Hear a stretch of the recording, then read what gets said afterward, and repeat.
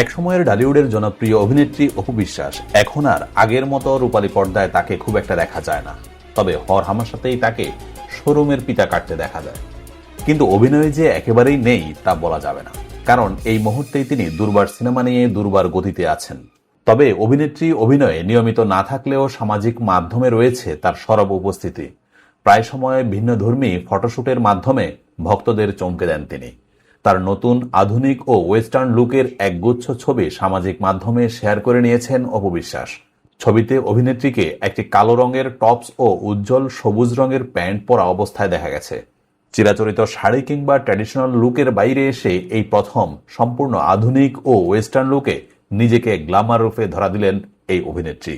ব্যাকগ্রাউন্ডে থাকা মাটির রঙের দেওয়াল পুরো ফটোশুটকে নতুন এক মাত্রা যোগ করেছে।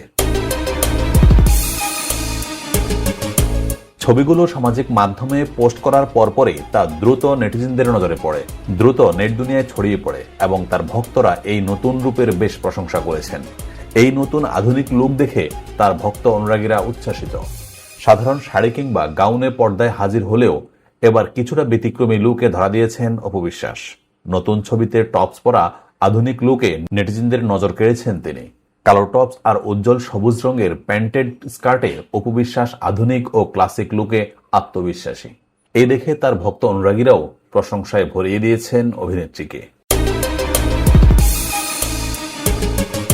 সামাজিক মাধ্যমে পোস্ট করা ছবির ক্যাপশনে অপু বিশ্বাস লিখেছেন, শান্ত থাক এবং তোমার রাজমুকুট পরিধান করো। এই ব্যতিক্রমী লুকে অপু বিশ্বাসকে দেখে সামাজিক যোগাযোগ মাধ্যমে ভক্ত অনুরাগীদের প্রশংসায় ভাসছেন এই অভিনেত্রী। অভিনেত্রীর এই নতুন লুক নেটিজেনদের মাঝে নতুন জল্পনা তৈরি করেছে। অপু বিশ্বাসের পোস্ট করা ছবি শেয়ার করে এক নেটিজেন লিখেছেন, এইটা তার আসন্ন সিনেমা দুর্বার লুক হতে পারে। তবে জানা গেছে ভিন্ন বিষয়। সম্প্রতি একটি শোরুমের ফিতা কাটতেই এই সাজে হাজির হয়েছিলেন অভিনেত্রী।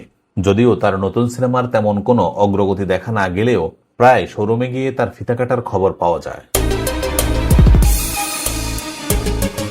শিশুশিল্পী হিসেবেই সিনেমায় আসেন প্রার্থনা পারদিন দিঘি।